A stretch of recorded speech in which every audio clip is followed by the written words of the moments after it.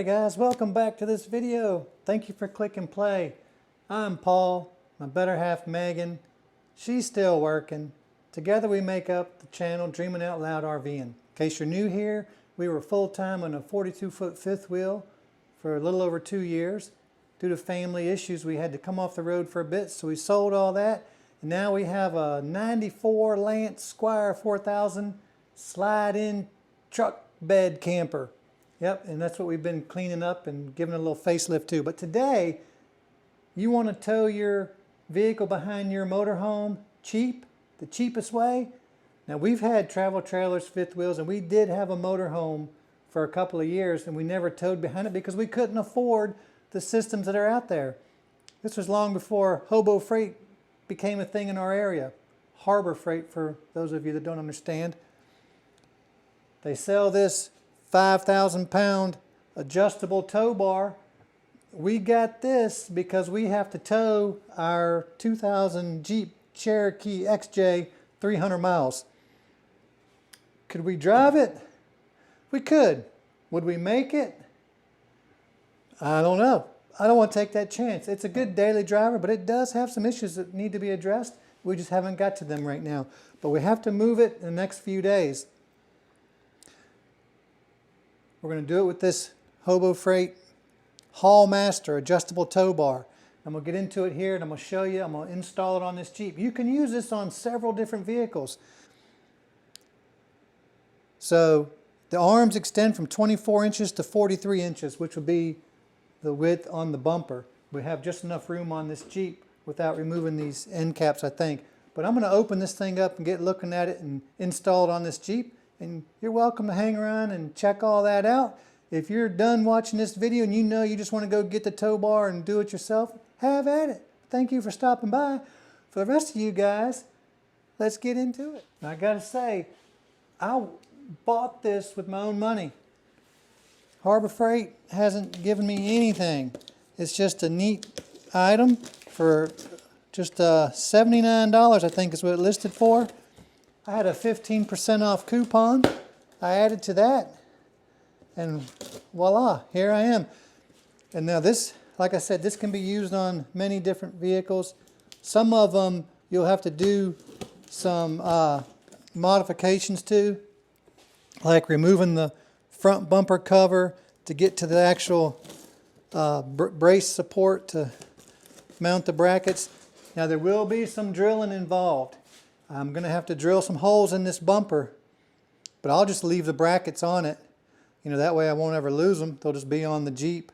Unless I have to do another vehicle, then I can take them off the Jeep. But they'll stay on the Jeep. They're just two little small brackets. They're not bad. But this Jeep can be towed 4 wheels down, so it'll work good for that.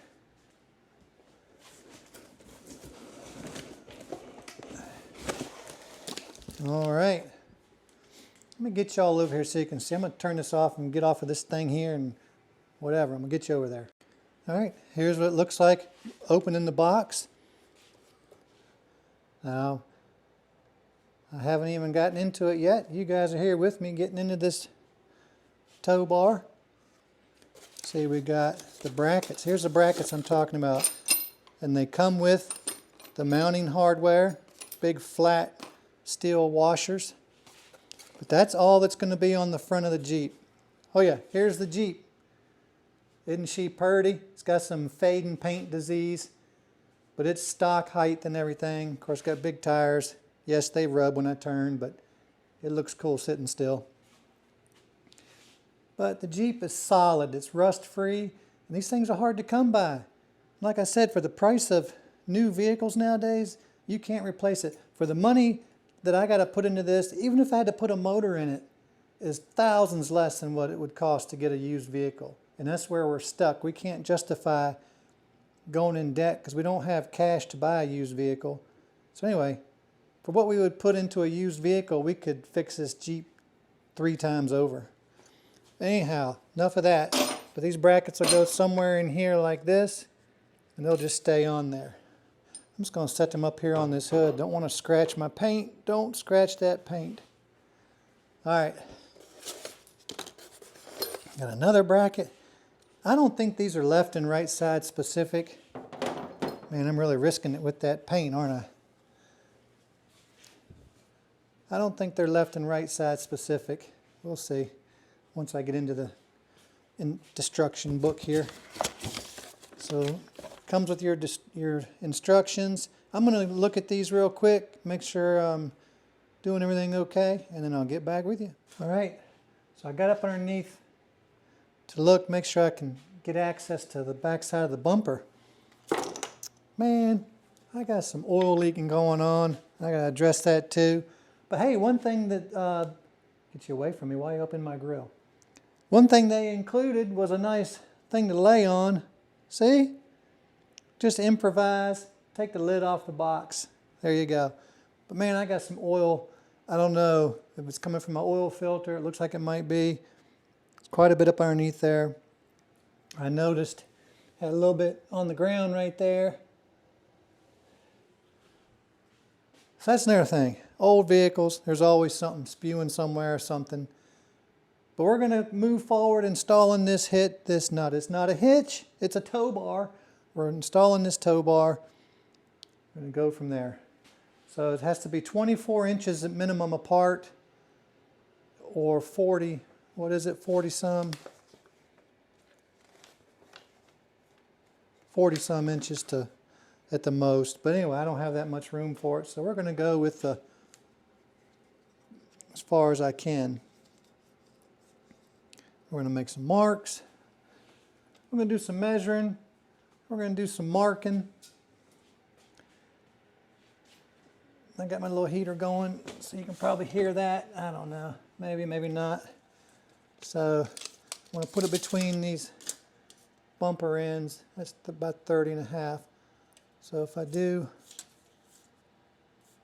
24 between them, I can get them right there. I don't know. Let's see here. We got to take this hardware out.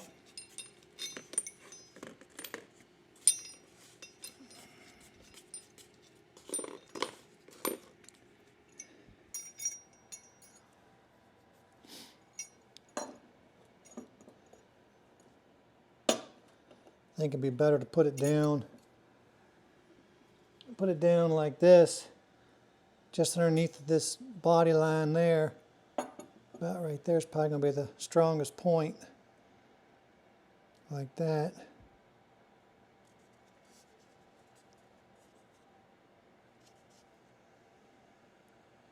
And we put it like that.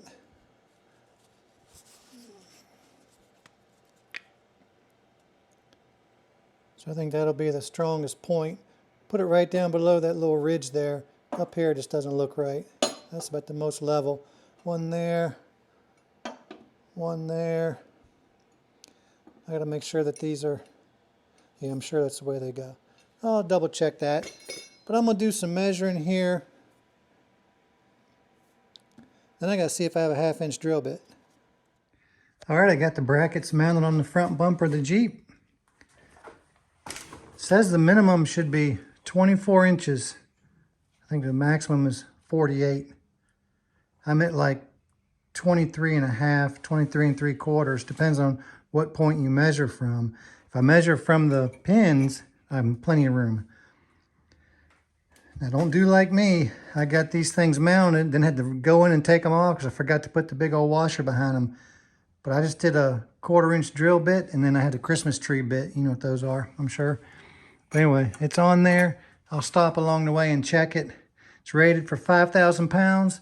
The Jeep is 3,200 pounds, according to the door sticker. So, and we're going to put some stuff in it. So we should be good. We'll stop along the way. Here's the hitch. I'm going to go ahead and hook it up to the truck. Check my safety chain length. I'm sure I'm going to go get more chain because I want to make sure this thing is secure going down the road. But that's where we are so far. All right, so far so good. First 7 miles done with the Harbor Freight tow bar. I've got my safety chains crisscrossed to the truck frame. I got that big old chain going up underneath. That's going to the axle in case all that comes loose. And I zip tied these on just for a little added security so they won't come bouncing off. I don't think they'll go anywhere.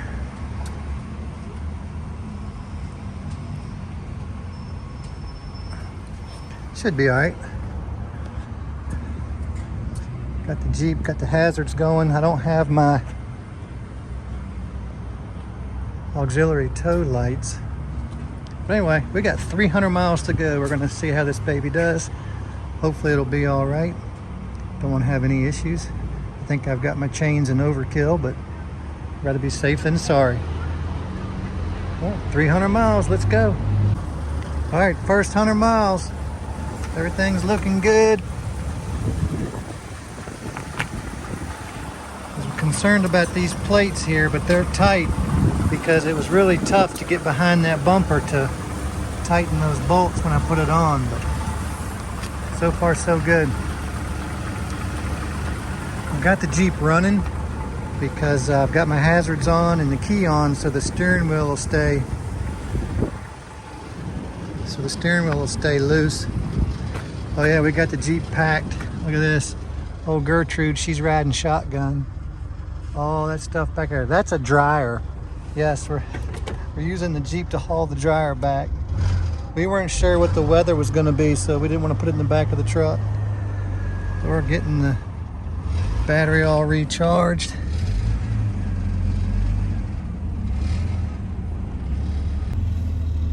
So far, it's doing great. Nothing smoking, nothing burning, no wheels locked up yet. First 100 miles, 200 more to go, and we'll see. The Haul Master 5,000 pound capacity hitch from old Hobo Freight.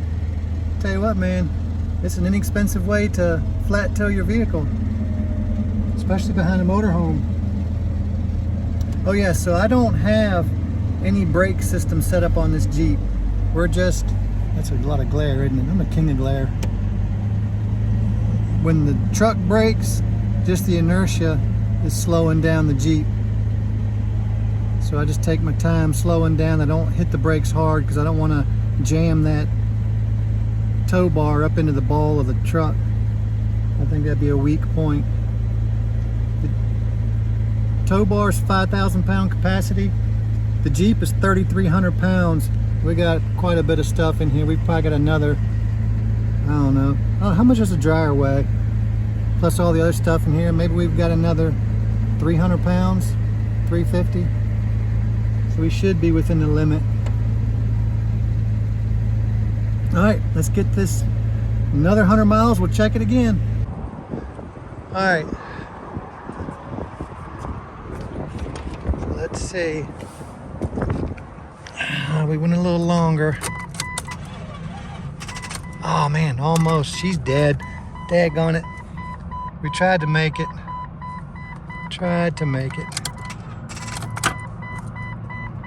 It's okay. I brought a battery charger right there. We get to our spot in Virginia, we can plug it in and go from there. But she's done good so far. I am getting some noise from this here. That's making some noise. All my brackets are tight, and those are the ones I was worried about, but they're still tight. Overall, Harbor Freight, $79 tow bar. Cheap and easy way to flat tow. And I don't have a braking system. Ideally, I should have had my auxiliary lights. They just plug into the four-way there, and then you can unhook your battery and still have your lights coming off of the truck. We're gonna finish the last 80 miles and I'll give you the final thoughts. All right, we landed in Virginia. Everything's still attached, looking good. Got the charger on it because our battery died from leaving the key on. Everything is as it should, so we survived. Tell you what, that's a pretty good deal for $79, which I had a 15% coupon, so I got it even cheaper. That's the way to go. Alrighty guys, follow up on the tow bar, the Haul Master from Harbor Freight. $79. I had a 15% off coupon. I don't know what it came out to, 60 some dollars after tax. But man, we towed that Jeep 314 miles, no issues. Jeep rolled fine. Tow bar stayed secure, worked fine. Made a little bit of noise on the hitch from going back and forth. My advice, and what I should have done, I shouldn't have waited to the last minute, because we have some auxiliary tow lights with the magnets that plugs into the trailer plug of your truck, and then you just run the wires through the vehicle and you can magnet them on the back of the tow vehicle, the vehicle being towed. That way you can unhook your battery and turn your key on so your steering wheel's loose and it doesn't kill your battery. But we made it. So overall, a 5-star rating. I give it a 5-star. That's just my opinion. You may not think so. You may hate it. But it's the cheapest, easiest way to flat tow that I've come up with. Especially if you have a motorhome, you have a light Jeep, something like that. You can hook it right up, safety chains, and off you go. I don't believe you need a brake controller for that Jeep, even behind my truck.